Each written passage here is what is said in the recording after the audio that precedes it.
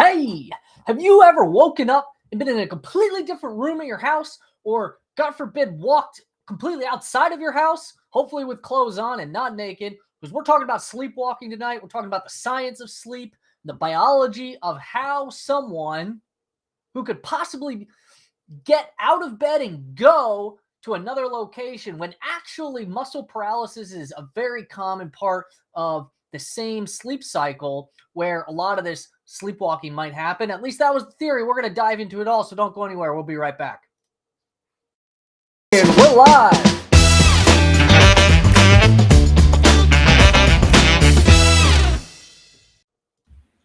All right, my good friend Josh, welcome back for another week of the Rad Norty Show, where we're getting into all things sleep today. Obviously, sleepwalking is a very interesting phenomenon we're going to talk about, but that's not the only thing we're talking about. We're kind of talking about what sleep is, kind of how it happens, what we know about it, and then obviously how sleep can go crazy and awry. So, how are things going in Not a Dr. Norty's life? Good, man. As always, things are busy in work life, normal life, but that's all right. And we're here doing another week, and I'm excited about this one because you hear a lot about sleep and how it can affect your body. But it all starts with your mind, right? You're going through different cycles, different things can happen, sleep paralysis, sleepwalking. So I think this will be a fun one to dive a little deeper into. It's definitely fascinating, when you really think about it, because you said sleep affects your body, right? It's not just your mind, right? It affects your body. Mm-hmm. Crazy, but not surprising fact I learned in my research in preparation for this week, that actually experiments where they've sleep deprived rats long enough, they die. Yeah. So it's not just like you're miserable and your brain doesn't function well, you're not your sharpest.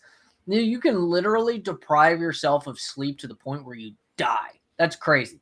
Anyway, yeah, that's wild. Welcome everyone that's coming into the show. We hope you're excited to talk about sleep today. If you want to go ahead, give us a wave, thumbs up in the chat. Tell us, are you the type of person that sleeps a lot or a little? I mean, I think they say the average sleep is like 8 hours. I think I've heard you you need less as you age. Yeah. I'm definitely falling under that category. Like if I get a solid 6 or 7 hours, I'm good to go. Yeah, I would say I'm the type of person where it's like for a very long period of time, like I can go like 4 to 6 hours and be basically sharp when I get up. Right now, my wife is definitely the type of person where she needs that like 8 to 10 hours of sleep. But, interestingly, she has plenty of sleep problems, right? She doesn't sleep easily. Like sleeping can be a challenge for her. I'm the opposite. I'm like a rock. I can sleep anywhere. I mean, I'm not quite as nimble as I was in my 20s, right? I mean, literally in Afghanistan, I would sleep anywhere. It didn't have to be comfortable, but that's how I was. I used to be able to sleep on floors, no pillow, whatever, and I'd wake up perfectly fine. And I'm still a heavy sleeper, like you'd mentioned. Once I'm out, I'm out. Yeah, I'm a good, I would call myself a good sleeper, which according to my mother, I've been that way my whole life. Apparently, as a baby, I slept great. So, are you a good sleeper, or are you sleep? It sounds like you're saying sleeping is not a challenge for you. It's not too much of a challenge. Days where I don't get solid night sleep, if I wake up in the middle of sleep to go to the bathroom, something wakes me up for whatever reason, I do not feel good the next day, and I'm very. So you're sensitive. I'm very irritable. You're a sensitive sleeper. I'm not it takes a lot to get me up, but if something does get me up and I don't get solid sleep in the night, I'm very irritable. Yeah, see, I'm a very I would say I'm a very malleable sleeper. Mm-hmm. When I sleep, I'm out like a light. But I can get woken up, go do something, and it's I'll just right back to sleep. That's if I get interrupted, I have a hard time getting back to sleep, and it throws me off completely. Yeah. So maybe the better question for everyone in the chat, are you an 8+ hour sleeper, or are you the 4 to 6 hours? Pound it out. I'm good to go. I don't need anything more than that.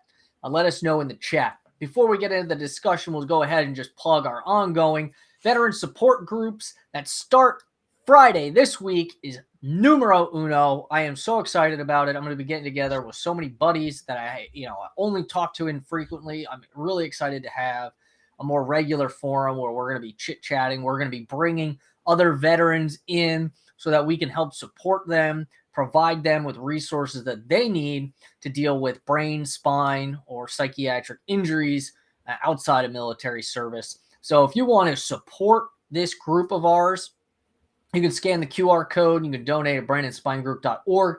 Or if you want to be a part of the actual mission in the service to veterans, or if you are a veteran who wants to join, please do go to our website. You can also scan the QR code to get to the website. You can navigate there. If you're a veteran and you want to join the support groups, they're on Friday starting at 7 p.m. Eastern. Send in that contact form so that way if you want to join the group, we can get you the information needed to do that. On that note, I think that's all the announcements we have. Obviously, there's tons of BSG stuff going on. If you're interested in any of it, just take a look on our website or our sister website, neurosurgerytraining.org, get you plugged into anything going on. So let's kick it off by just overall reviewing sleep, what we know about sleep. Do you have burning questions about the biology or the science of sleep before I sort of just give my perspective on it? Let's talk about the different cycles of I remember this from biology, right? There's like, what is it, 4 stages, couple different stages, I can't remember, but there's REM sleep. You hit like at a certain point in sleep you hit different stages, and it's almost like you have these little intervals. So, and that's why like the varying amounts of sleep people need to get, it depends on how much time they spend in the right cycles, something to that effect. That's my summary of sleep. So there's there's REM and non-REM sleep, and then within non-REM sleep, I think they break it up into 4 different stages. Just roughly off the top of my head. I could be slightly off about that, which we'll talk a little bit more about that when we talk about the different like brain waves and things like that associated with sleep phases. But that's the general gist. You have REM, you have non-REM. REM being rapid, stands for rapid eye movement. Obviously, that's like a sort of like a visibly characteristic phase of that sleep cycle or portion of the sleep cycle, but it's more than just rapid eye movement. You do get like regular muscle twitching throughout the body, which is actually kind of interesting because as we've been kind of alluding to in a lot of the buildup to this episode is that during REM sleep specifically, there's actually a lot of inhibition of muscles, right? The muscle tone is very flaccid, if you will. All right. And that's kind of a curious perspective because a lot of it's believed that a lot of the activity that occurs during sleep, right? This type of stuff, like you're dreaming and you're kicking during your dreams and, you're yelling out during your dreams. Like, I don't know. Are you the type of person you remember your dreams or not, Josh? I have this discussion. I very rarely remember my dreams. So I understand like everybody dreams, but I very rarely remember my dreams. And typically when I do, like if I don't recall them right when I get up, like they're gone. Yeah. So I'm actually, I would say probably either the opposite or basically I remember all my dreams. Is my best understanding. But what I'm getting at is you actually dream during REM cycles, and those are typically the dreams that you remember. And you dream during non-REM cycles, and those are typically the dreams you don't remember. Okay. And so I can't really say whether or not I'm like a non-REM dreamer. I guess I'm just a very vivid REM dreamer. I think actually, I mean, I have a lot of dreams about various like fake deployment scenarios, even still, 10, 12 years later. My personal perspective is I don't think that it's very, I don't know, maybe it doesn't feel very traumatic, even though, sometimes they are very scary situations. And, I generally wake up, but I don't get like your typical night terror where you're screaming in the middle of your sleep that's associated with like PTSD, right? I typically have they're very thematically very combat oriented, and I generally wake up somewhat panicked, but then very quickly realized like, oh, I'm home, I'm safe, I'm not, getting bombed in Afghanistan, like I'm cool. And I just go to the bathroom and go back to bed. But which I don't think would be like your like typical PTSD night terror type situation. I think it could fall into that category, though. I know you mentioned like, I don't know. I mean, I don't know. I had a psychiatrist once ask me about my dreams, and he was kind of like a little curious, but I don't know. We never discussed it further. Yeah, I've only had like a night terror where you jolt awake a handful of times, like where my dreams have actually woken me up, and it was where I'm falling. And every time I've woken up, I've only. Is that what they call it? The tip in Inception? Have you seen Inception? I've seen Inception. It's been a while. Like if you haven't seen Inception, I mean, we all know Julia has not seen Inception, but she hasn't seen most movies. But I assume most other people in the modern world have seen Inception. I mean, great movie, fantastic movie. Actually, interestingly, the first time I saw Inception was on my way to Afghanistan. I was actually we were transiting through Kyrgyzstan, and they had like a little movie theater there where like when you're killing time, you can go watch a movie, and they had Inception on there. And that was the first time I saw it. It was a great movie. Loved it. Yeah. It's a good one. It's a real good one. I enjoyed it. But that's the only thing that's ever jolted me awake is that falling. I mean, both times I like was falling either out of the sky into the abyss or something, and I wake up. The only time that jolts me awake. I had this crazy dream. I don't even know if I told Julia about this. I may have totally not remembered to tell her about it. This was literally like 2 or 3 days ago, very recent. Driving down like a randomly like straight road in my truck. Both me and Julia are in the truck. And it's raining.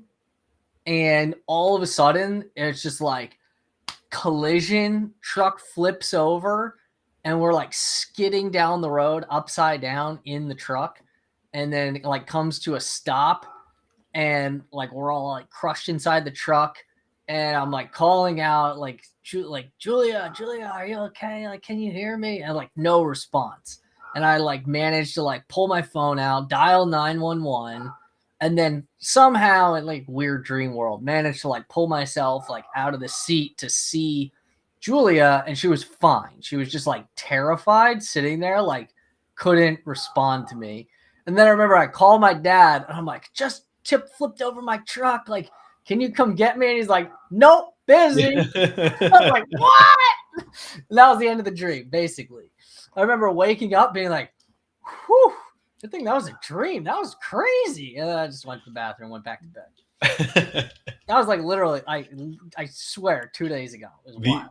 The only other dreams that I can even recall from my history of dreaming are a handful of World of Warcraft dreams when I was deep into like World of Warcraft, and you're walking around Azeroth, like killing stuff, doing whatever. Like everybody's had a WoW dream if you played enough WoW. I feel. I mean, not just Warcraft dreams. Any video game that I've spent like I used to have lots of Heroes of the Storm dreams in med school when I was playing that all the time.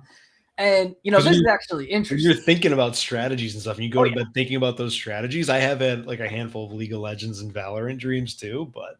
And I've got to imagine you don't really remember much about these dreams, right? No, I just remember I was like, was I thinking about those before I went to bed, or did I have a dream? The World of Warcraft ones I know for a fact I had dreams about. So this idea, well, actually, before I give you the idea, let me ask you this question. Yep.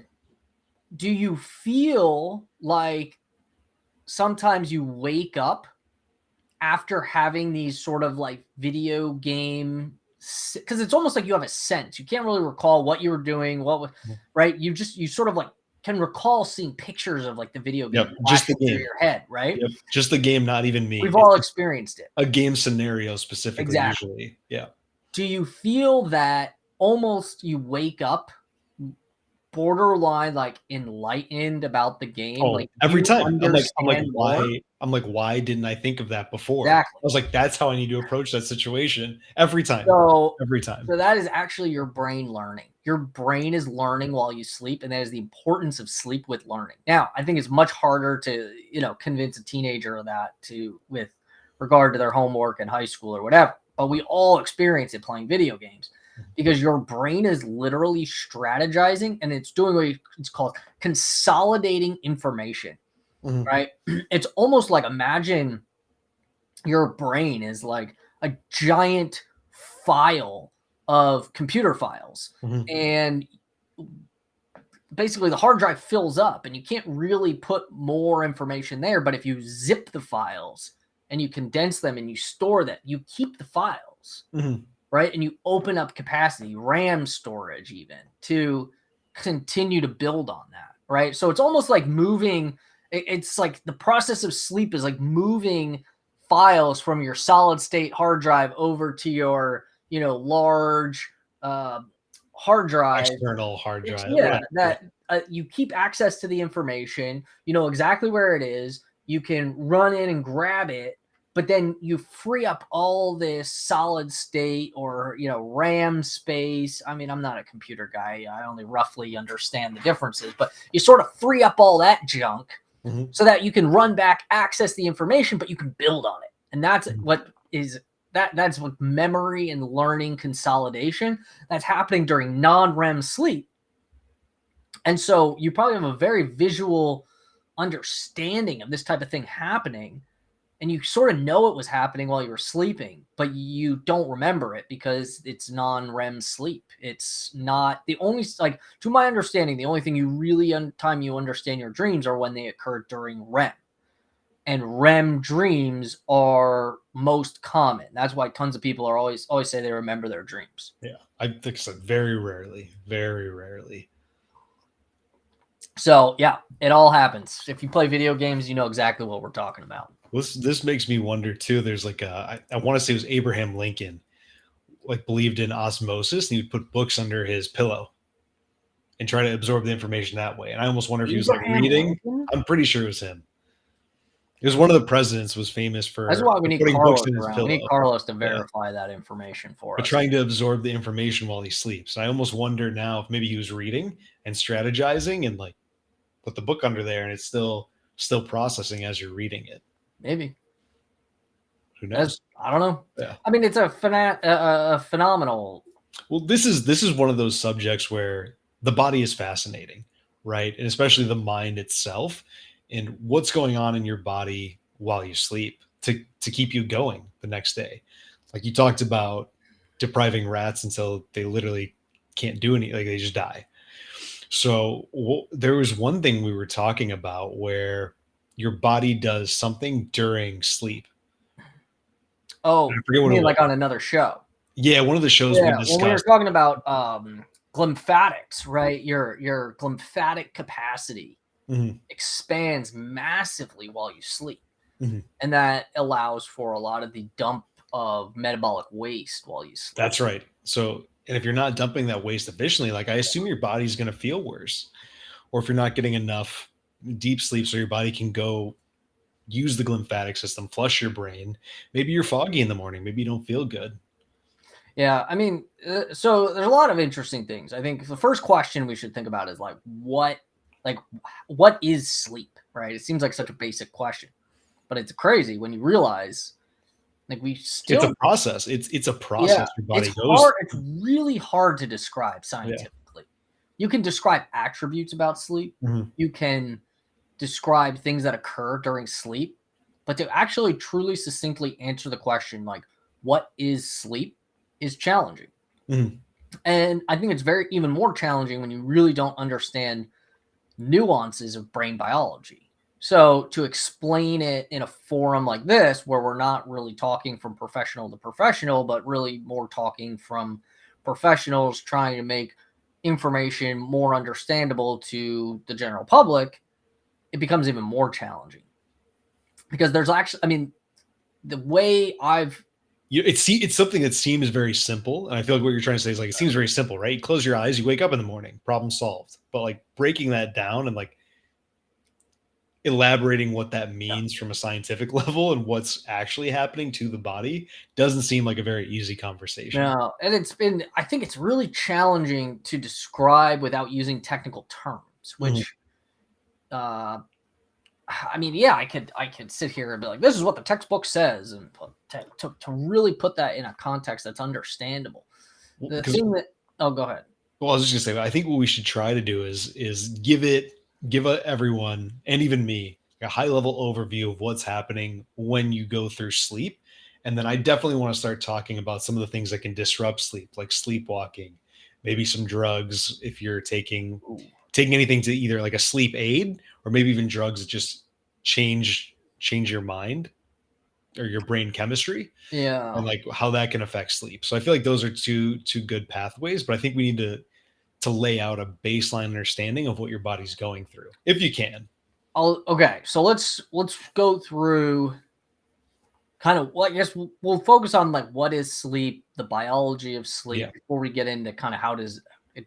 What are the derangements of it? Yes, yeah, I think that's the good way to lay it out because we gotta have some type of baseline so we understand. Right? Yeah, and so it seems that our best understanding right now is that sleep. I mean, like anything, like the brain is this massive, multi-layered scale, right? Like your typical, I don't know, whatever, balance the those scale have a name, of, right? Like the Libra, I think. Like I don't know, whatever the scale of judgment or whatever, right? It's like that, except you've got a million different things contributing to the way that it balances, right? Mm-hmm. But by and large, if you boil it down to like two very simple ideas in the brain, which is like go signals and stop signals. And go signals will say, the things that like want you to be awake. Mm-hmm. And stop signals are the things that want you to, stop the activity, slow down or stop the activity of the brain. And it's a push and it's a pull, right? Globally, right? That's the simplest way to boil down like the general homeostatic environment of the brain. And so the thought is, or the best understanding is that when you sleep, right, it's almost like throughout the day, there's this constant brake that's trying to be applied to your brain, mm-hmm. right? But the things that stimulate you throughout the day, all the excitatory input, physical movement, visual, auditory stimulus, all these things contribute to the brain's more and more go mechanisms outweighing the brake mechanisms. And when you do finally go to sleep is generally the dampening of the go mechanisms and the cyclical increase of the inhibition mechanisms. And it's overall the thing that truly leads to sleep is not a lack of go signal in the brain, but it's an overtaking of the stop signal in the brain. If that makes sense. It's a subtle differentiation, but it's not as much the brain shutting down as it is the brain slamming on a brake. So instead of... So, you kind of like rev an engine and step on the brakes at the same time? Yeah, so like you're saying, like when you're stimulated, it's easy to be awake, right? Like you're stimulated, you're doing things, your body's telling you it's okay to keep going, and you assume that that's just going down and your body's powering off or your brain's powering off. But what you're saying is your brain's saying, no, hey, like you need to stop right now because it's time to go into this. This is what we need right now. Kind of. Sort of. Well, okay. So we have to understand that the application of sleep is the application of inhibition. Right? So it's like, imagine you're driving a car. Mm-hmm. You have two ways that you can affect the motion of that car. You can rev the engine, mm-hmm. or you can step on the brake. All right? Now, typically when you're driving a car, we're really only doing one at a time. But your brain is doing both at the same time, mm-hmm. right? And if you're revving the engine more than you're stepping on the brake, your net effect is going to be to move forward, arousal, mm-hmm. Wakefulness. Sleep is when the pressure on the brake finally kind of overrides the pressure being applied to rev the engine, and you're able to bring the car to a stop. Okay. Even though it still wants to kind of be moving forward based on... Yeah. Yeah. So the idea, and part of how you're applying pressure to the brake to want to go to sleep is the buildup of serotonin and other proteins in the brain that promote sleep. Okay. And those will continue to build up over the hours that somebody is awake, right? So it's almost like you're slowly increasing the pressure on the brake throughout the day. Then later in the day, you also decrease physical stimuli to the point where you get a flip, right? Eventually, right? If you have just a little bit more revving of the engine than the pressure on the brake, even if the pressure on the brake is really high, the car is going to still continue to inch forward, even though it's going to inch forward very slow. But eventually you're going to hit a point where the pressure on the brake exceeds the power being sent to the engine, and all of a sudden the car is going to stop creeping forward and it's going to actually come to a stop. That's when you sort of hit that tipping point where the pro-sleep elements of the brain are outweighing the excitatory elements of the brain, and you actually transition into sleep. Well, and is that why when people stay up for an extended period of time and they're essentially fighting off their own sleep, they can start to hallucinate? Oh, I don't know the answer to that question. There's probably some element of truth That to seems to that. make sense, right? Like if these proteins are building up and like your body's building up these things and you're naturally progressing towards that sleep or that shutdown moment, the pressing of the brake, but you're kicking this up just for the sake of staying up. Like it seems like you're fighting nature and your body's just Yeah, doing so weird things. that's part of the argument for this model of sleep is that one, you can override it. Mhm. And things that override that are typically physical stimuli, right? Physical movement, sensory input. These things typically help maintain an aroused state of mind such that you do not, the brake does not take over. Right. And they've also, there were experiments where lesions to the mid pons, which is part of the brain stem. Mhm. So somewhere below the level of the mid pons, they're not entirely sure exactly where. Like when you basically disconnect everything above the mid pons from below mid pons, you basically lose the ability to sleep. Mhm. And what the thought there is you're basically severing the connection between the braking mechanisms and you're basically cutting the brake lines, right? Okay. And that's why when you cut the brake lines and you can no longer go to sleep, that's why they believe that the things that allow you to sleep is the application of a brake inhibition, Gotcha. more so than the changing of the brain state, right? Gotcha. If that, I think that makes sense, right? I mean, I think it made it's the sense to best me. Yeah. analogy to I feel like that gives like a baseline understanding of what shifts to at least let your body know, like, hey, it's sleep time. Like, right, Yeah, they you're gonna actually go to bed. they did some really interesting.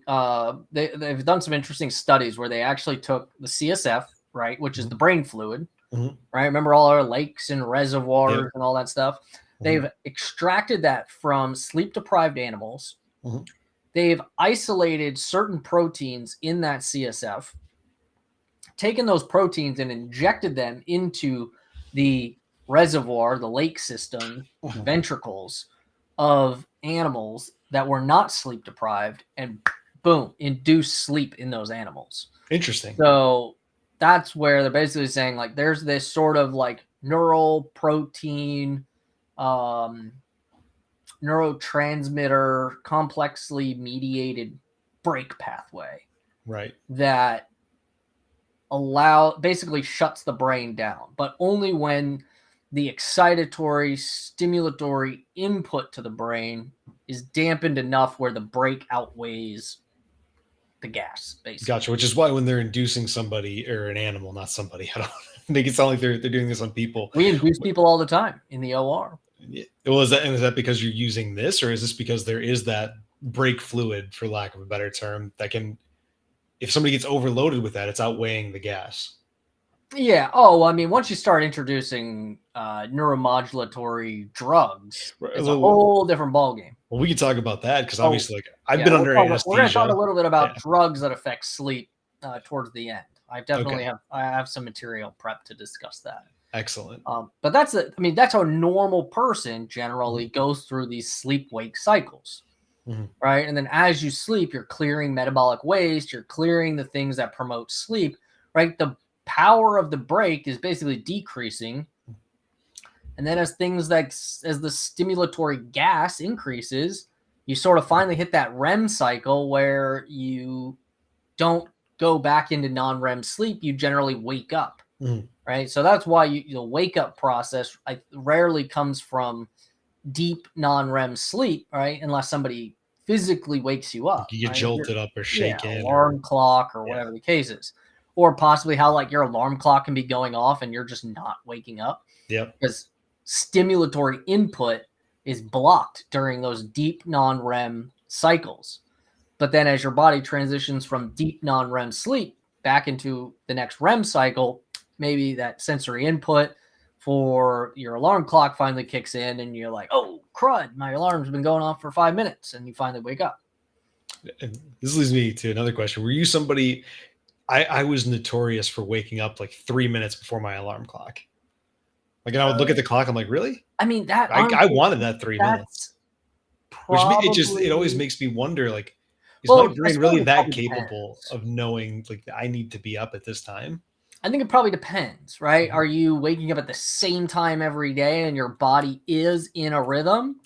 Or is it like, it doesn't matter what time of day your alarm clock is set for. There's just something where your brain and your body knows, like, when I went to bed, I set my alarm clock for this time. And I've had it happen for both. Like, yeah. So I'm typically more of a wake up at the same time every day type person, but for things where I need to travel for a flight for whatever reason, like I'll still wake up before my alarm clock at a different time. Like, it's almost like my subconsciously, I know I need to be up and I'm worried I'm not going to wake up with that.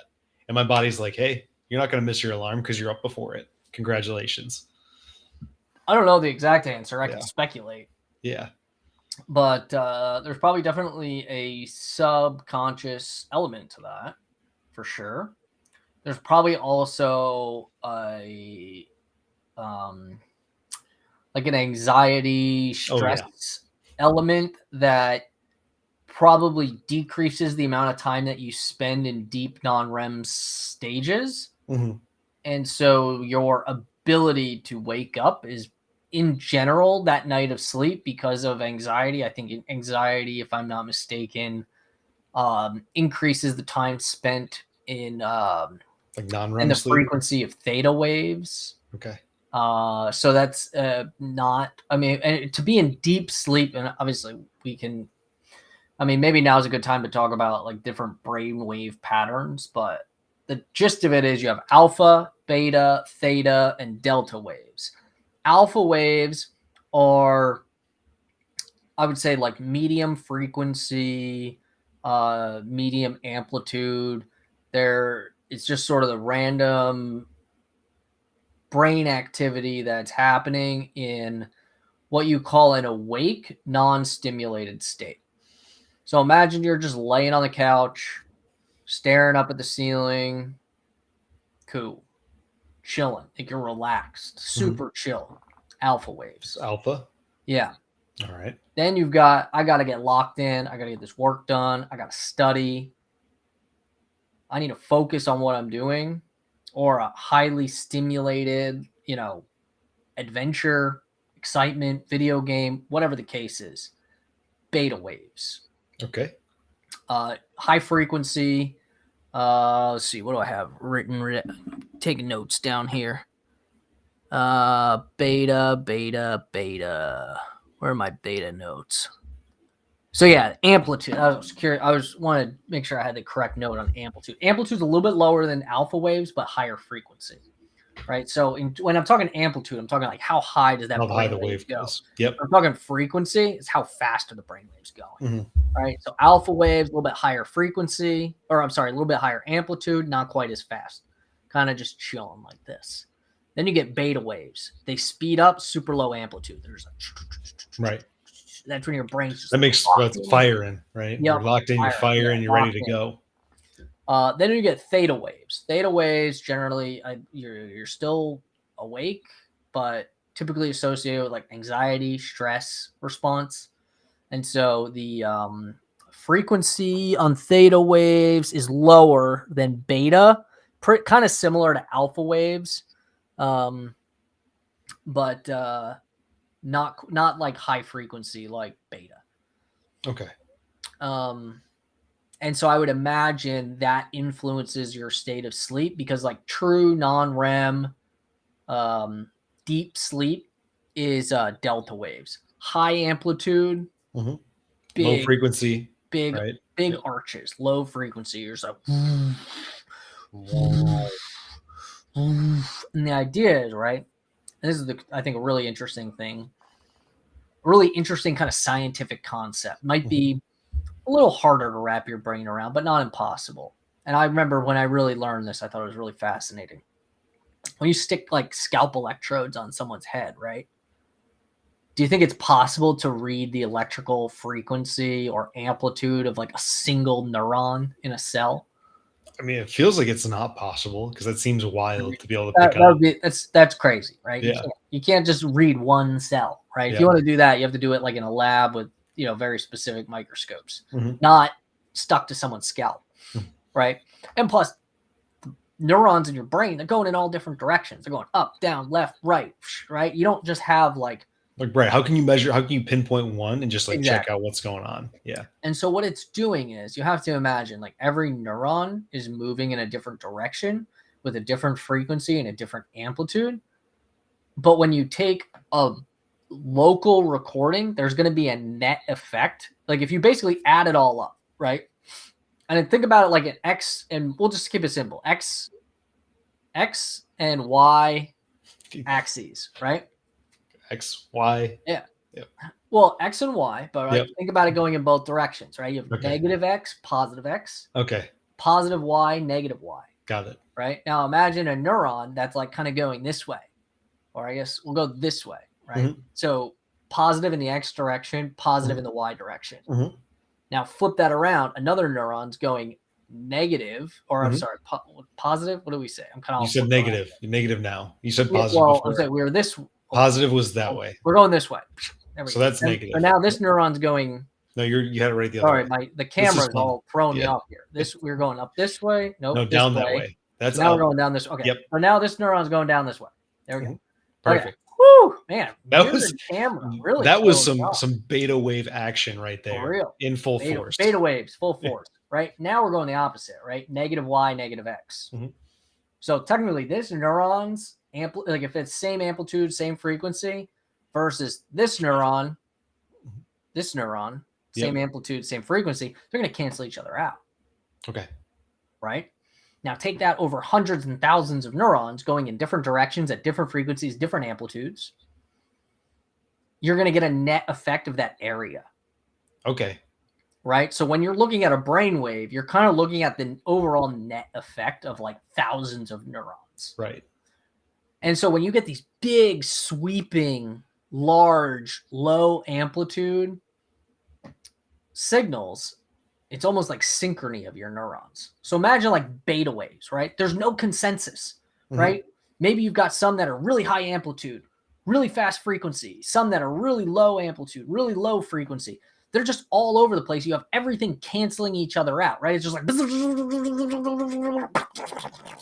tons of noise. You can't make any sense of it, right? But then you go to sleep and it's like all of a sudden, all the neurons synchronize and all of a sudden they're just like,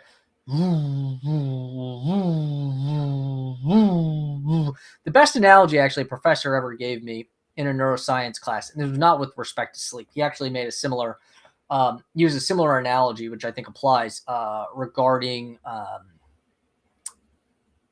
think it was neuronal signals and like Parkinson's disease or something like that.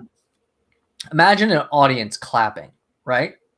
Like just clap like, just told a funny joke. Go ahead, clap, Josh. Right? Like the whole audience, the whole auditorium, they're just clapping. It's applause. Right? Now imagine everybody claps together, right? We clap together on the count of 3. 1, 2, 3. It's hard to do over. Yeah. Right? But it's like everyone synchronizes, and now all of a sudden it sounds completely different. It doesn't sound like an auditorium of people clapping. It sounds like a bunch of people doing the slow clap. Right.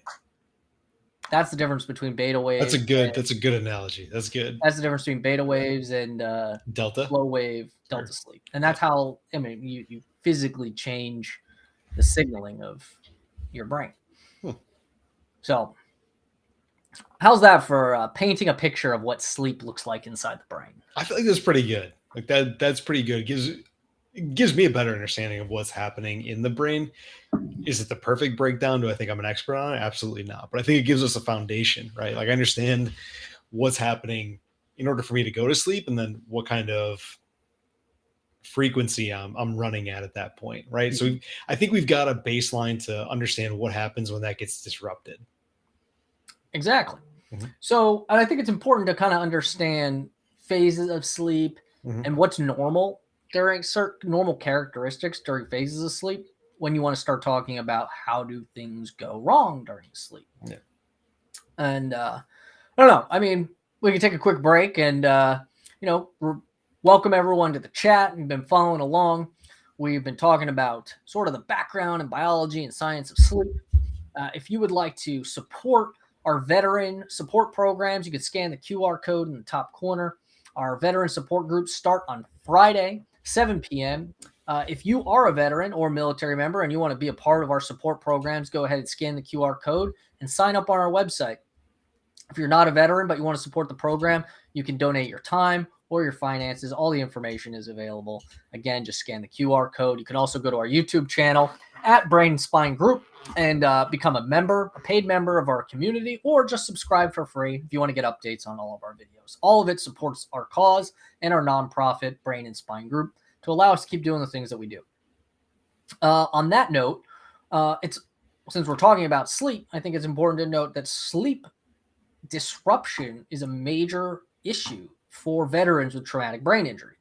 And I suspect that a big part of that has to do with injury to those structures inferior to the mid-pons that we discussed, where disruption of those structures basically ruins an animal's ability to sleep, right? Now, you may not have complete destruction of those structures in a veteran with TBI, but I'm sure there are elements of damage to those sub-pon structures, probably partial destruction, making it more difficult to actually get put into.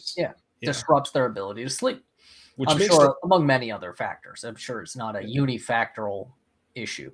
Yeah, and so let's break that down and unpack that a little bit more. So when somebody has damage to this, what exactly is it? And I know you've touched on it before a little bit, but what exactly is getting damaged to disrupt the sleep? Like what is causing your body to not be able to put out those same signals or cut off the signals that can start to enable sleep? I don't know if I'm going to be able to answer that question as specifically as you're probably looking for. And I just like a general one. Jade, thanks for joining. We're talking about sleep this week. Yeah, I was just curious. Is it something, now that we've talked about brain waves and we've also talked about like what's happening when you're starting to go to sleep, is it something that's causing these neurons to not be on the same page, therefore you're not getting the same brain waves? Or is it something like literally not enabling your body to go into sleep mode or press on that brake pedal? So it's the disruption of the brake itself. Yeah. Okay. So your brain is basically, it's struggling to get to a point where it can transition into that delta wave deep sleep. I gotcha. Jade says sleepwalking is actually a true thing. Well, we're getting into why it's true and how it's true, because it was actually believed for a long time that it was a scientific paradox. How do you sleepwalk? Yeah, it seems right that it's like contradicting. Like you're sleeping, how's your body moving? And well, even more specific than that. The phase of sleep in which sleepwalking was considered to occur, or sleep actions, I'll say sleep actions were considered to occur, was REM sleep. And REM sleep is associated with muscle atony, right? You're basically decreased, basically paralysis, borderline paralysis, right? That's that sort of. Have you ever had that like overwhelming sense of like comfort when you're sleeping, and it's almost like you could pick up your leg if you wanted to, but you just don't feels paralyzed. Yeah. Basically, like it's a semi paralysis, right? So they're like, how are people getting up and doing things? They're supposed to be paralyzed, basically. And so it was a little bit of a I don't know, misunderstood contradictory. For a little bit while. Yeah, because it's contradicting ideologies, right? Like you're in this state of paralysis. Are we getting into DMT too? I have no comments on DMT as of now. But well, I think we are actually. Hold on, let's check the schedule real quick. Well, and while you're pulling that up, I want to. April 12th, we're scheduled to discuss ketamine in the brain. Okay. So we're not far off from talking about I don't know, what category of drugs do we put it in? I mean, medically, we put ketamine in a category of a dissociative analgesic, but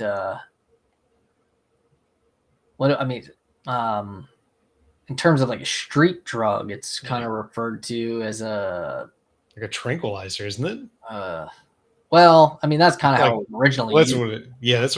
Was it like a horse tranquilizer? Well, animals in general, veterinary tranquilizer, but in terms of street drugs, it kind of falls in that category of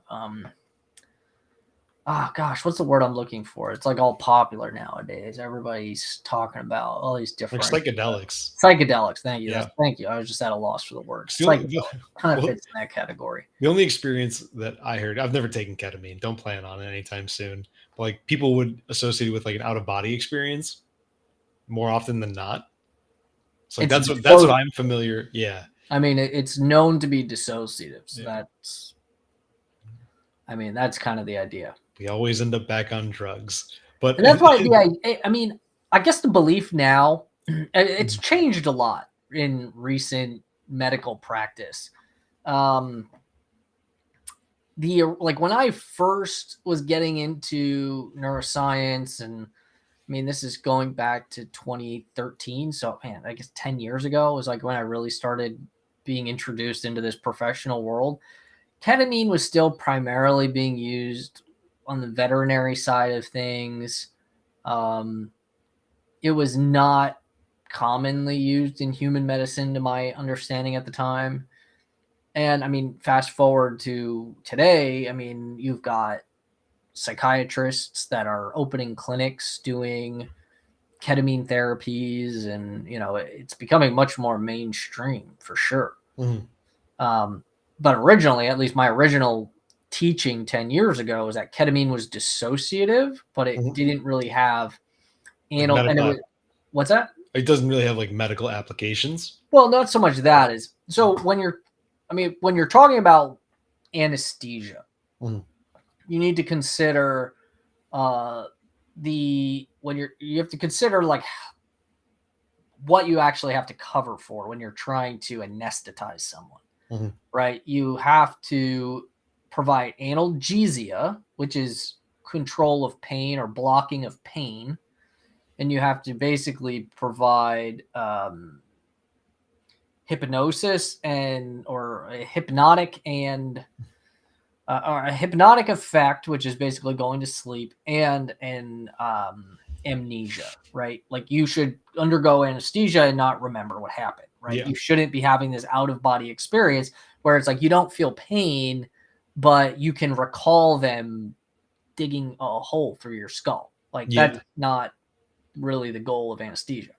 And so when you think about what effects different drugs have, and that's why anesthesia is rarely one drug, right? Because you generally need multiple drugs to achieve all these different effects, even if there's a lot of overlap between them. Ketamine, to at least. Is that why there's different, and correct me if I'm wrong, there's different ways of applying anesthesia as well, like depending on what area you're working on? Yes, but I don't really fully understand the intent of your understanding to know why answer is matching your. Well, so I've had, only reason I even know this or have a question around this. So I've had three. I've had 4 decent sized surgeries. So I had my tonsils out, anesthesia when I was young. I wouldn't really call that a decent sized surgery, but that one was, yeah. Oh no, so that would be number 5 anyway. Okay, 4. So I had 2 arthroscopic surgeries. So I had my knee scoped and I had my ankle scoped.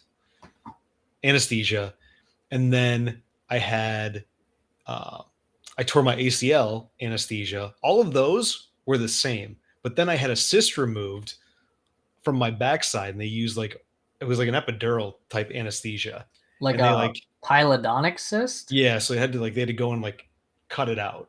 Did they do a marsupialization? Yeah, I have no idea. Or a gluteal cleft Sure. reconstruction. Nothing got interesting story about nothing got reconstructed. To my knowledge. We're getting way off topic, but I'm all for it. Yeah. And after this, I want to give my thoughts and experience with sleepwalking, and I want to get yours at some point. But this anesthesia question, like they said something like beforehand, like we have to apply this like close to your spine, essentially. For the anesthesia, pylodontic cyst, or something they did very close to my spine. And I don't, because of where it was located. Was it a nerve block? I didn't listen. I just went under. That sounds about right. Yeah. Most people don't. Yeah, I don't pay attention. I'm like, whatever, knock me out, doc, and make sure I get up. Sure. Yeah. But what the degree of anesthesia that you need for any given procedure varies. Okay. Most surgeries you want some form of what we call general endotracheal anesthesia, which is basically like we knock you out to the point where you lose control of your ability to breathe on your own. Mm-hmm. So you need a breathing tube and a ventilator to breathe for you, because that's how deep your anesthesia is. Right. Then you can do other varying forms where, maybe you're maintained on gas, but you don't need an actual breathing tube. You just maybe need like a little breathing support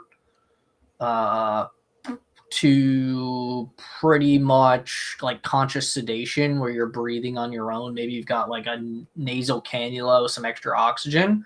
You don't remember any of it. You are completely out for it, but you don't actually need support of your vital signs if done properly.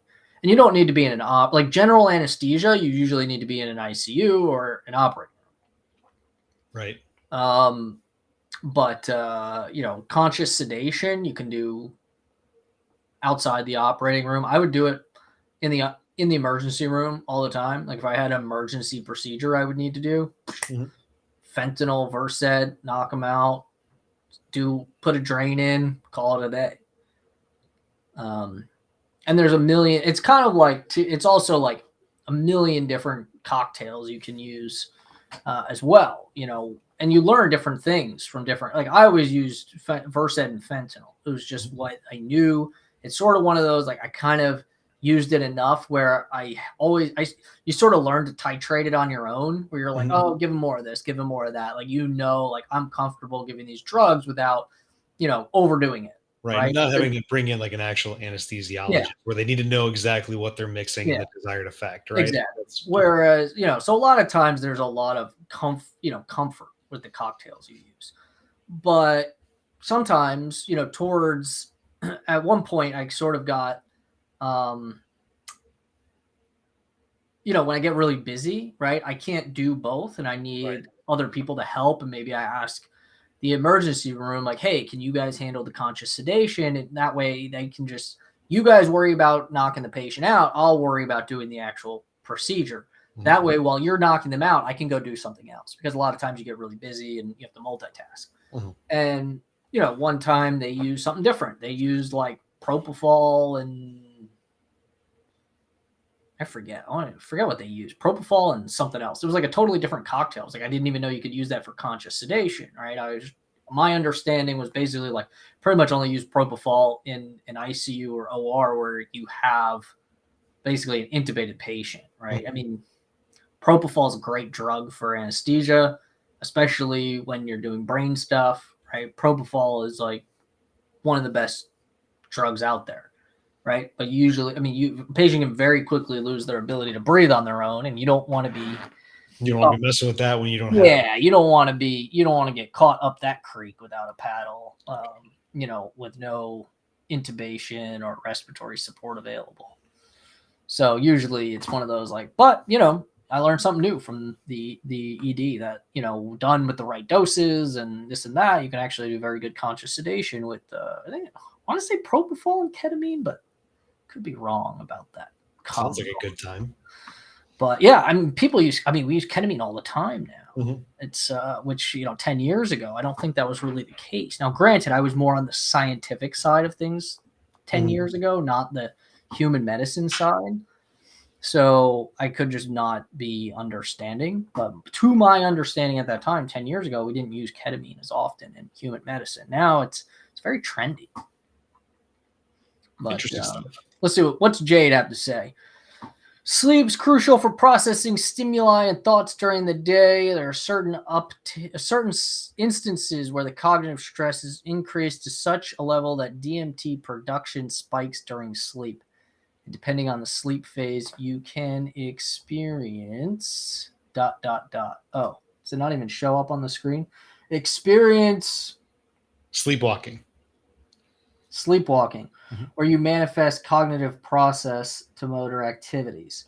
So I think that's a good segue into kind of how does sleepwalking occur? Before we get to that, any experiences with sleepwalking? Yeah.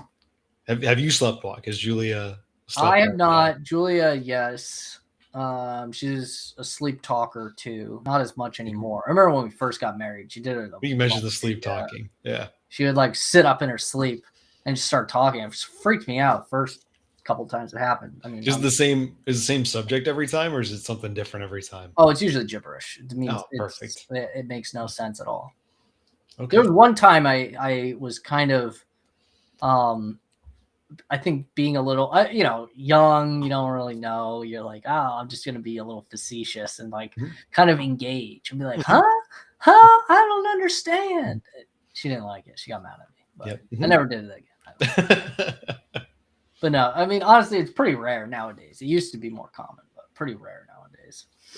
So I have personally sleptwalked twice in my life. Once when I was story. So 2 times, almost not the same, but very similar reactions.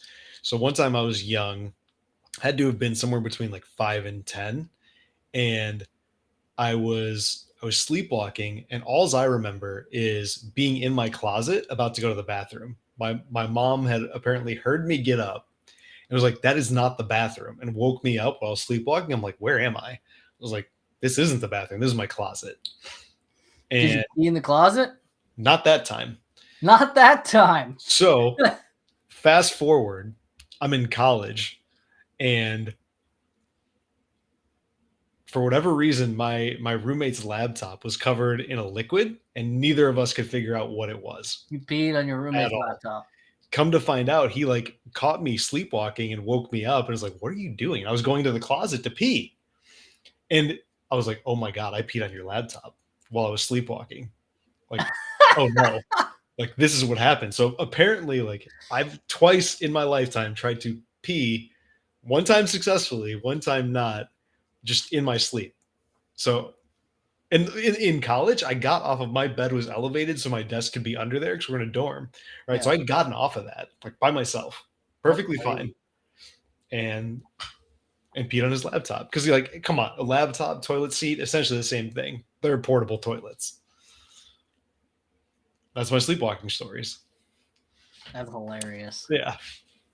So definitely a real thing, Jade, for sure. Oh my! I can attest to it personally. Sleepwalking is definitely a real thing. So for the longest time, right? So what did they call it? What they refer? There's actually an interesting article I read, kind of looking at the science of sleepwalking from the perspective of legal culpability if you do something illegal while sleepwalking. So I thought it was an interesting read. Documentary about that too. We can touch on that as well.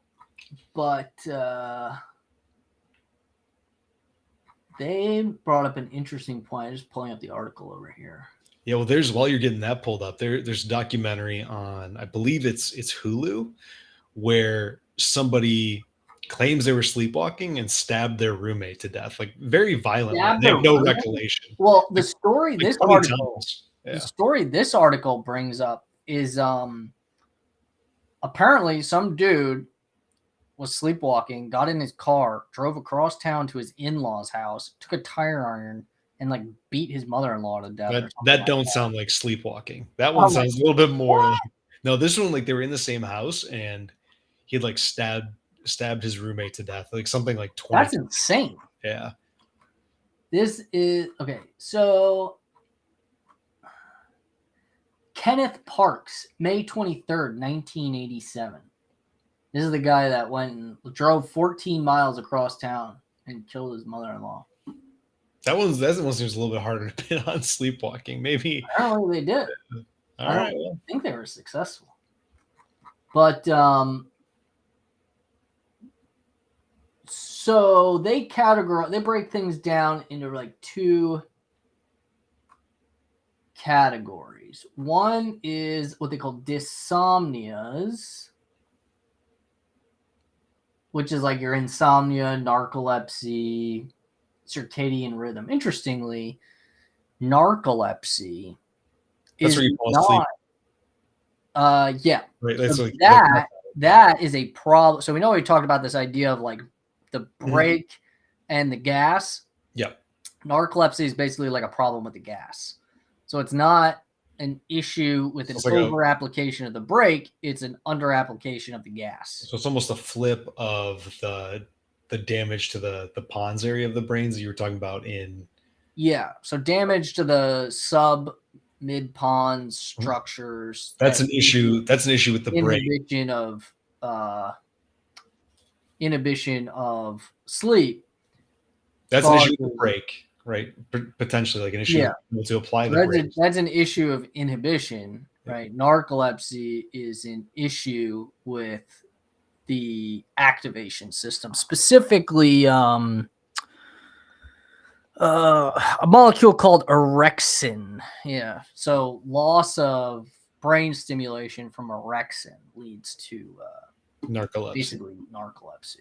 Interesting. All right. Paper Punch, welcome to the chat. Says he's got a problem with his brain. Don't we all? Tell us what it is. We'll talk about it. Yeah.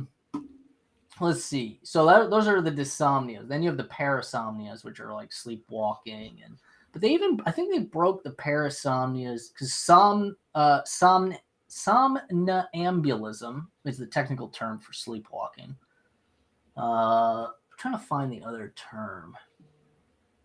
They go REM sleep behavior disorder, RBD.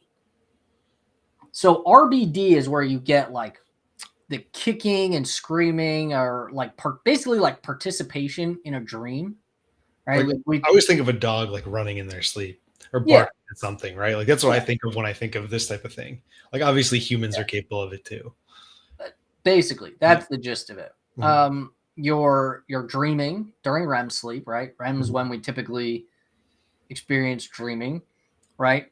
Most people are moderately paralyzed during REM, as we've previously mentioned, but for some reason, some people have the ability to basically like interact with their dreams.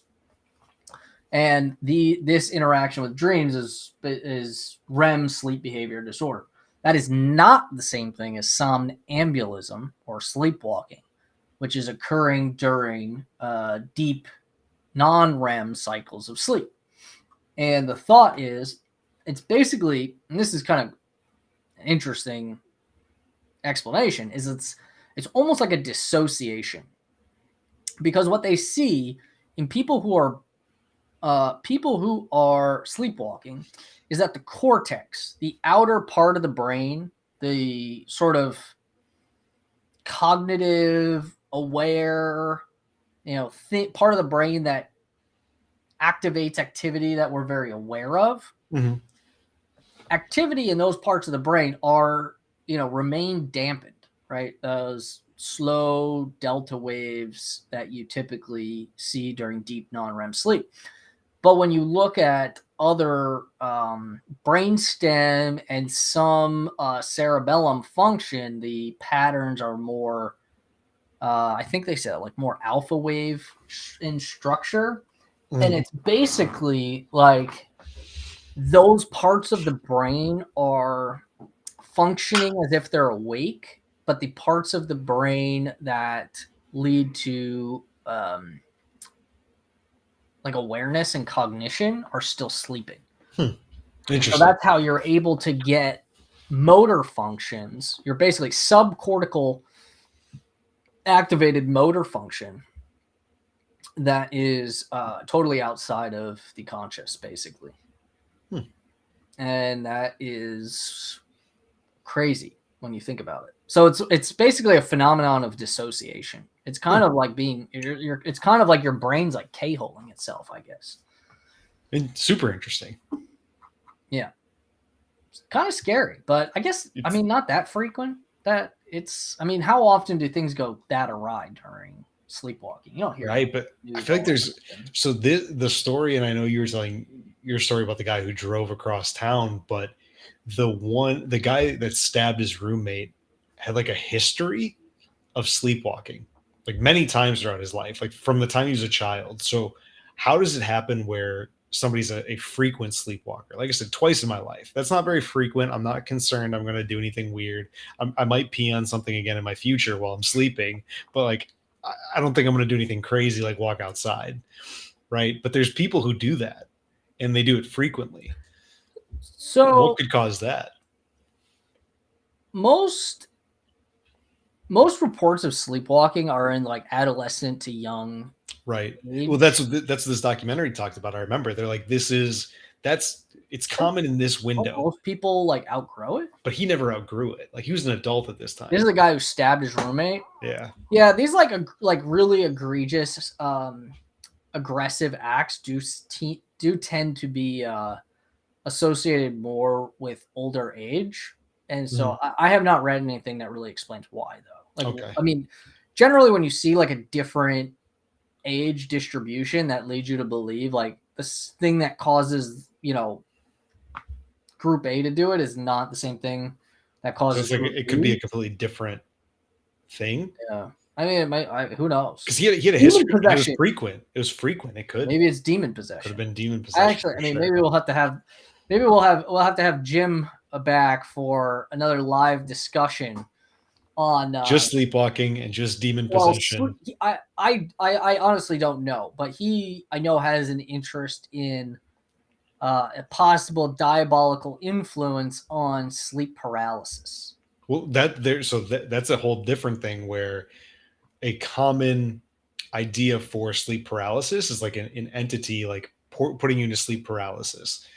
And it at least from my understanding of it, it doesn't so much have to do with demon possession as it does like an evil entity, like causing you to be in sleep paralysis and like feel that lingering.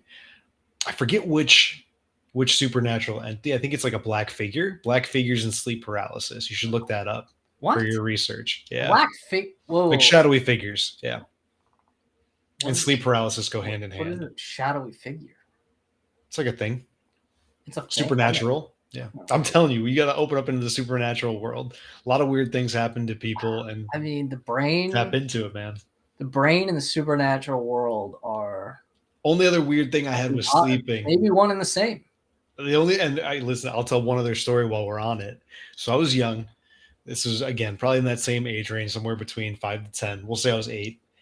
Only weird thing I remember happening was I woke up and I was all I remember is rubbing my eyes and not being able to move, but a light outside my window and these figures that looked like staticky.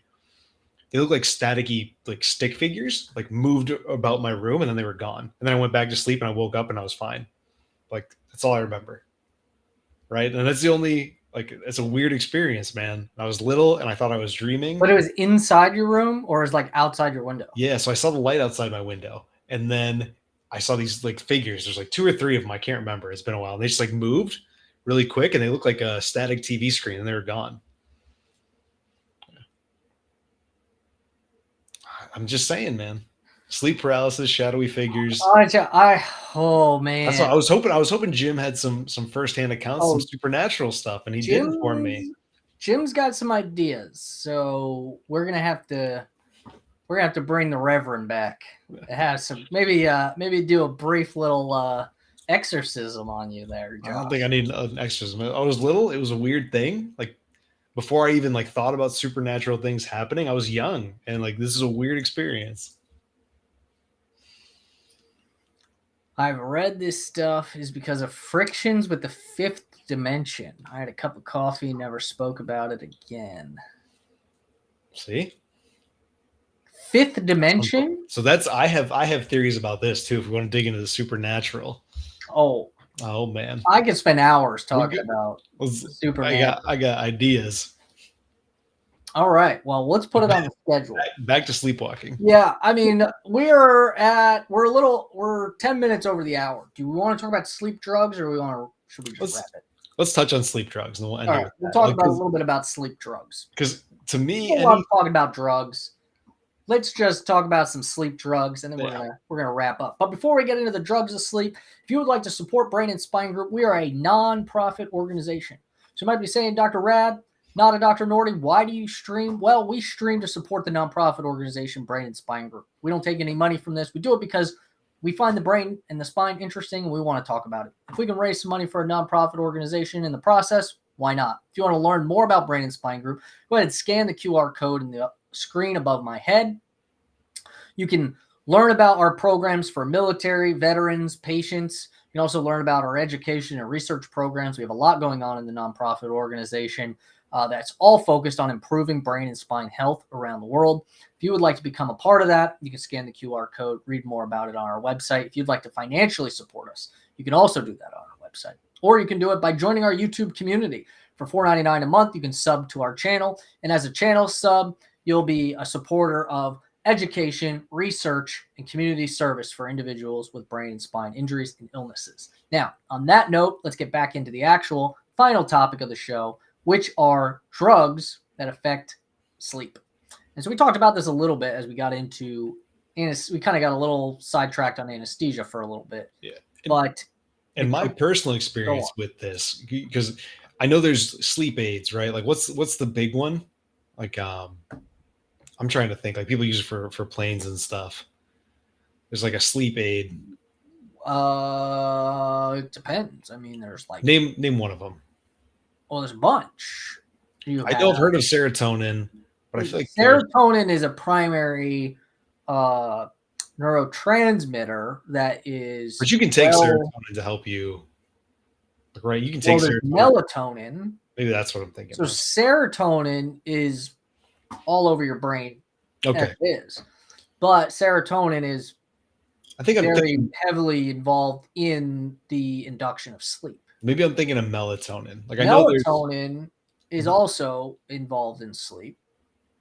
Yes. Okay. But what can you take? What things can you take? There's tons of stuff you can take. Well, and what I'm thinking, anytime I take like a sleepy time drug like NyQuil, like it'll knock me out, but I'll be groggy the entire next day. I hate it. I won't take any of those unless I absolutely have to because I feel groggy for an entire day afterwards. Well, there's a lot I'm not taking a ton of it. I'm taking the recommended dose, and like I'm not the same human being the next morning or the next day entirely. You have a strange brain, my friend. I won't lie. That's true. We knew that going into this. Some people are like very sensitive to drugs. I feel like I'm not that type of person. Like I could probably if I was a junkie, I could probably just like slam opioids like you wouldn't believe because I'm not very sensitive to drugs as it is. Right. So other people, they take a Tylenol and they're like, it made me nauseous. Yeah. And same, like I'm not sensitive to opioids at all. Like I used to, this is another story. So after my surgery. All right, Josh. All right. We're about to learn something new about why Josh does not have a medical license. 100%. They can't trust him with a prescription. They're like, we gave you these, thank goodness I don't have an addictive personality. I love pain pills, but anywho, so the nurses. I can't think of anything worse than pain pills that get you constipated. I don't care. They're fantastic. Ugh. Best thing in the world.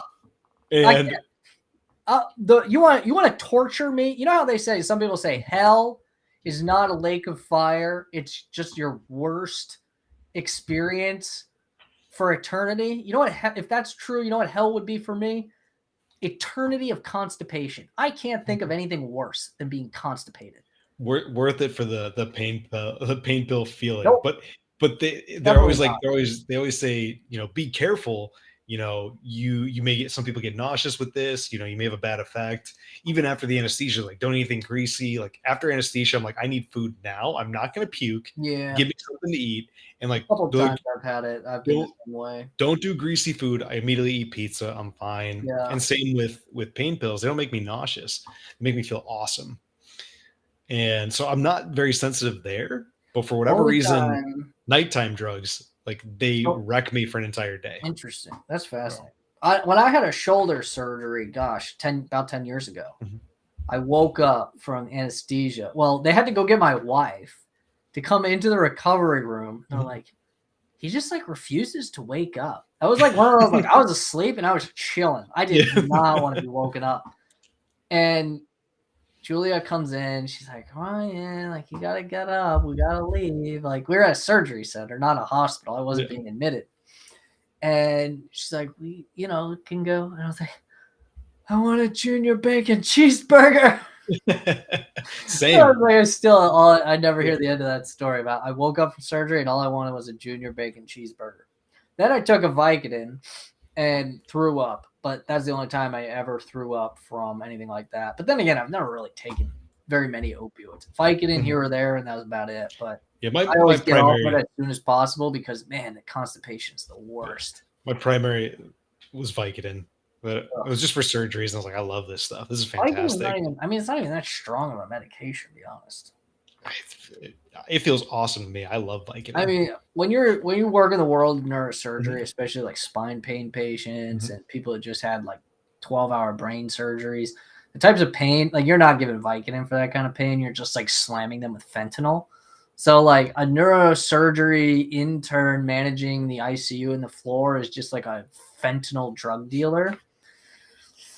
So, I mean, most people, like, they hear fentanyl because it's like, they think about it like a street drug. Trendy, and I don't mean that in a good way. Yeah. Yeah, because it's a street drug. I'm like, fentanyl was like my drug of choice. It was great. It's effective. Everything. It's effective, right? It does when used properly, it does what it's supposed to do. Oh, yeah.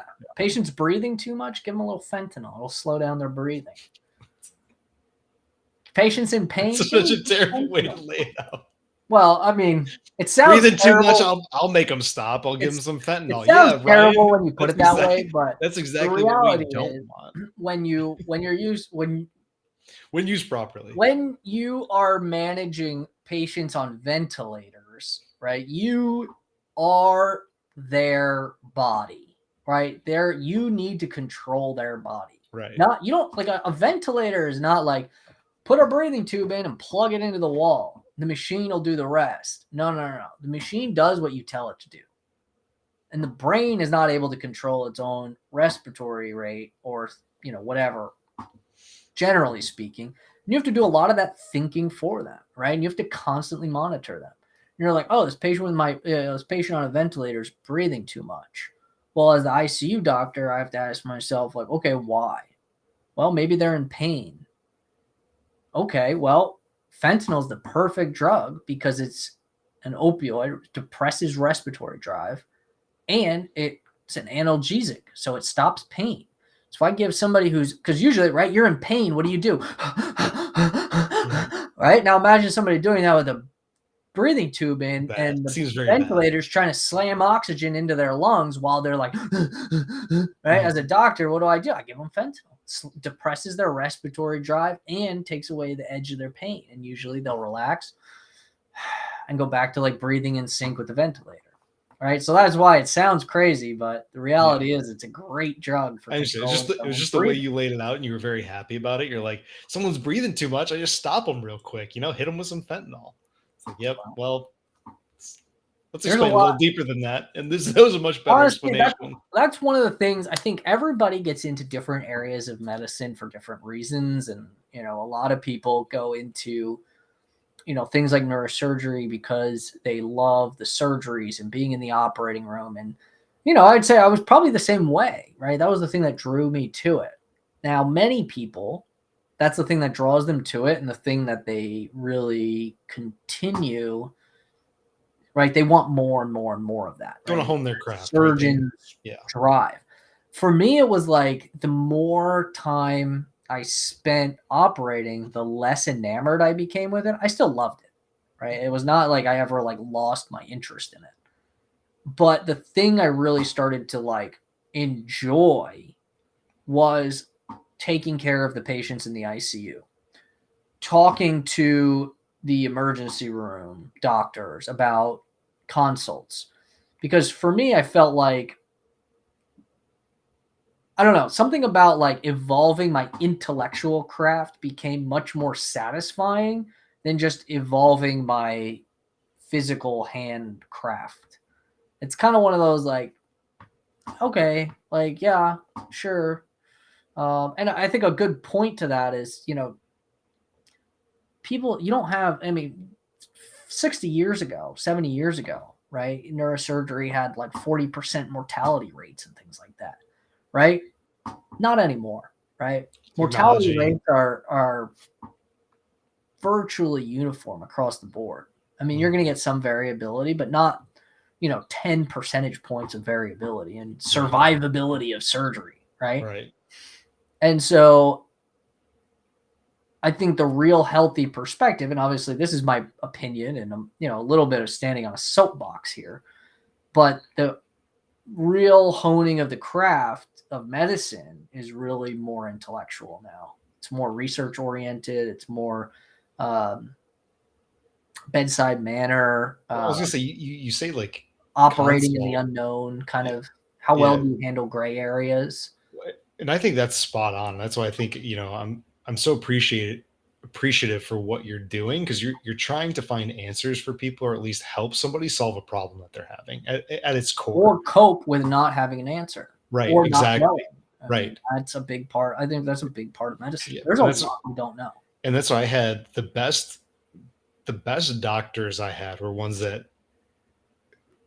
talked to me about what I was feeling and trying to understand without just like giving me a blanket solution. Right. Like I tore my ACL. Didn't know it was torn. I went to the doctor. He told me to keep an eye on it. I didn't listen because I'm me and I don't like to listen. And I was keeping an eye on it. I was doing what he said, but I wasn't paying close enough attention. Continued to like run on it, play basketball. I not only completely ripped my ACL, I popped my meniscus and it got stuck in between my kneecap. So, but he didn't immediately jump to that or like send me on this errand to do something. He's like, here you go. Like, here's what you're feeling. Here's what I see. I don't think it's anything serious, but it might be. And you want to keep an eye on it. Mm-hmm. Right. And he was helping me. He was guiding me. Yeah. I came to my own conclusion of I'm not going to listen. And I did something dumb and made it worse. Right. But those doctors, that was a great experience for me. And it's because the doctor wasn't talking at me. He was talking with me to help me solve a problem. Right. And like at its core, like that's what you're trying to do. And I think it's admirable. Yeah, I agree. I mean, I don't know. Because that is the name of the game. That's the name of the game. Something more about that independence, building that intellectual independence, feeling confident. Like, yeah, I can give this patient, some medication and, control their breathing for them and make them more, not feeling like, oh, I'm a surgeon, not a medical doctor. Right. I need to, just call the medical nerds and have them deal with it. Right. Like, it's adding more tools. Desire to not be that type of surgeon outweighed my desire to do surgeries. And not to say those surgeons that do want to do that and like hone their craft that way, I'm sure there's a place for it. I'm sure it's great. And there's a need for them when you got to be hyper surgical, right? Like that's good too. The reality is the need for that is it's like so minimal now these days, to be honest. Everything's been so many things have been standardized that do you need those people? Yes. Is it frequent? No. You need like one person in the country. Yeah. And the reality, that's just the reality. But that's why you could literally send everybody, all those 1% cases to like one person in the country. I just saw Jades. Appreciate you stopping by, Jade. Have a good night, Jade. Thanks for coming by. Appreciate it. Yeah, so anyway. We're going. Let's get down to drugs. Let's recap. We're gonna get to the drugs. So we've got basically benzos, Those sound fun. Barbiturates, Those sound fun too. barbiturates, and then a slew of other things that are basically non-barbiturate, non-benzos. Mhm. Those are your general 3 categories of hypnotics. Sleep. We consider these sleep aids or sleep. I don't know. The sleep aid sounds like it's over the counter. Are these over the counter? What's that? Are these over the counter drugs? Or are we talking about like benzos? Not unless you're getting them on the street. I mean, the ones you just laid out. Like what's in NyQuil? What makes me pass out? Oh, I don't know the answer to that question. I have to look it up. NyQuil is a cocktail. NyQuil. So honestly, it's like there's probably different NyQuils with like different hypnotics in them. Okay. So it's probably not just like, oh, this is the NyQuil hypnotic. We have to see what they put in it. NyQuil ingredients.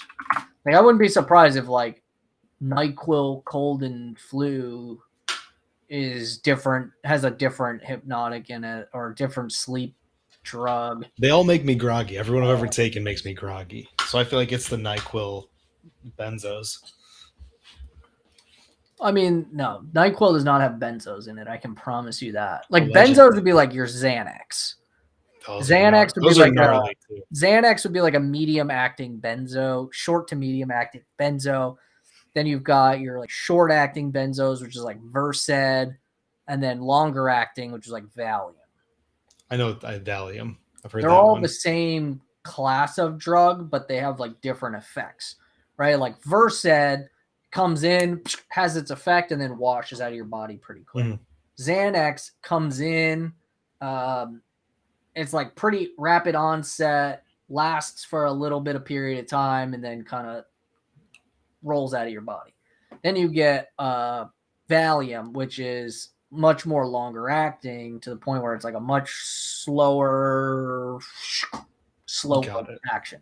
So that's what I mean when I mean like short, medium, and long acting. Then you have barbiturates, which are, you know, you have like they categorize them as like ultra short, super fast, short, and then long acting barbiturates. Okay. And barbiturates are like general like CNS depressants. Like they shut everything down. Like when we want to shut someone's brain down, like if say they have a really bad traumatic brain injury, mm-hmm. and you basically want like the brain, you want like you do not want the gas pressed on the brain. You want the brain shut down to prevent further damage from happening. You can slam them with a barbiturate coma. Like when you hear somebody was put in a medically induced coma. It's a barbiturate typically? Yeah. Okay. And that's why some of them are like pentobarb usually is what we use. Which that explains why, like when you're shutting somebody down like that, you don't want it to be very long. So you've got the shorter time spans. Well, right? So actually, I mean, pentobarb is, it's stored, it has a lot of fat. So this is part of this law, kind of it's interesting. That's why I'm going to bring this up, but it's not a mm-hmm. simple explanation. So when you want to get drugs into the brain, you typically need them to be fat soluble, right? Because anything that's water soluble, there's the blood-brain barrier. We've talked about on other shows. I'm not going to belabor that point. Mm-hmm. But the way that you get things into the brain and get them into the brain fast is by making them fat soluble. Allows them to shoot right through the blood-brain barrier. So barbiturates, they affect the brain, and they affect the brain so readily because they're very fat soluble. But what happens is when you give drugs that are very fat soluble, it will go into other parts of the fat in a person's body, belly fat or organ fat, wherever. Like it will just go, like you can't say like only go to the brain. It just scatters to the body. And so you'll get barbiturates that'll get stored up in body fat. And that's why it takes a really long time to wash barbiturates out of someone's system once they're given. And so usually there's like, if you need to give a barbiturate to like in a severe, like put somebody in a medically induced coma, but then that person their injury is so severe, they don't recover from the coma. They actually progress to brain death. It becomes a problem because you can't legally diagnose brain death or declare someone brain dead, right? Mm-hmm. It's not a diagnosis. It's a declaration of death. Just like somebody goes into cardiac arrest and as a physician, you have to pronounce them dead. Right. Well, when someone meets criteria for brain death, you pronounce them dead, right? You can't make that pronouncement if there's barbiturate in the system. So is that why it can take longer to get that diagnosis if somebody's like they're in critical condition for an extended period of time. Right. It's because they're waiting for that to flush out. They can't have chemicals in the body that could be the explanation for their poor mental status. Gotcha. Right? Because a barbiturate coma is going to shut down everything. You're not going to have cranial nerve reflexes. You're going to have nothing. Right? Like we discussed all these brain waves, right? From surface electrodes. Right? You put those brain waves, this is what we call burst suppression. You put those electrodes on someone's head and you look at it on a computer screen, it will be a flat line in a barbiturate coma. Nothing. Mm-hmm. Right? There's they're not asleep. They are medically induced brain death, basically. The difference is, presumably, if it's medically induced brain death, you can reverse it by washing the barbiturate out of their system. The problem is because it's stored in the fat, it takes so long to wash out of their system that it can cause a lot of emotional problems, right? If the families finally come to terms, like a family doesn't want to basically withdraw care from a loved one and then sit around for a week and a half waiting for them to be declared dead, right? Yeah. And so you have to be very cognizant of these things when deciding, like, are we going to put this patient in a coma, right? If there's a 90% chance that patient is going to progress to brain death, and putting them in a medically induced coma is going to basically, you're like confident, like it's not going to change the overall outcome. You can't just be like, well, let's just do it and maybe we'll get lucky. It's like, yeah, maybe we get lucky and we traumatize the family in the process. Yeah. Like yeah. So anyway, that's my aside about barbiturates. Let's see. What are the active ingredients in NyQuil? Acetaminophen. That's not. Dextromethorphan. Hydrogen bromide, which is the cough suppressant. And doxylamine succinate, an antihistamine. So that is my assumption of what makes you drowsy, the antihistamine. Don't like it. An antihistamine, same thing, Benadryl, antihistamine. These things are CNS penetrating, right? Mm. And that's what causes that sort of central depression of sleepiness. Other things, obviously, anything that activates melatonin receptors, so you can give melatonin specifically, or other agents that activate the melatonin receptor. Or serotonin agonists, right? Serotonin levels induce sleep. So you can give a synthetic agent that activates the same receptor. So basically, like, think about like a brain chemical, like a key, and the lock is the receptor that the key goes into, right? So if you don't have the actual key, the serotonin, you can take a copy of the key that fits in the same lock and unlock it to get the same effect. That's what like a serotonin agonist would be, other than just serotonin. And so that's generally what you get: benzos, barbiturates, and these class of couple other things, melatonin receptors. You have like Lunesta, Sonata, Ambien. These are all different. Ambien, that's the one I was thinking of. So these things, they activate what we call the GABA receptor, right? It's a receptor. It's like that lock that's unlocked by a key. Benzos will bind. It's sort of like, imagine a lock that has like two holes for two different keys. Benzos go in one hole and Ambien goes like in another hole, but it basically affects the same receptor. So they unlock the receptor in different ways. They're not using the same keyhole, but basically that's it. So anyway, those are sleep drugs. Obviously, we could talk about all kinds of drugs affecting the brain, and we will. We've got some great shows coming up next week.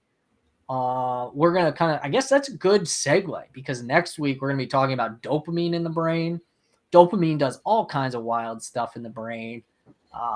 Obviously gives you that feeling of satisfaction, helps with memory, reward, sensation, and movement. All right. Dopamine is a big player in Parkinson's disease. So we're going to talk about kind of the science of dopamine, how it affects the brain. It's going to be a good one. I'm going to enjoy getting back to my, more basic neuroscience roots with some of these upcoming episodes. So on that, I think, we'll final plug, head over to the website, scan the QR code, support our veteran programs. If you know a veteran who wants to join our programs, they start Friday. So go to our website, sign up on the page, send us an email, get in contact. We'll get you plugged in to our veteran support groups. And with that, any final questions, comments, anything from the chat or from Norty? Don't do drugs. Yeah, don't do drugs. Don't do It's not good drugs. for your brain. It's not good. And keep your brain healthy. Get good sleep. Support the cause. That's my final thoughts. All right. On that note, don't see shadowy figures and don't have sleep paralysis. Yeah. We'll see you next week, 7 p.m. Eastern. Talk about dopamine. On that note, Rad Norty.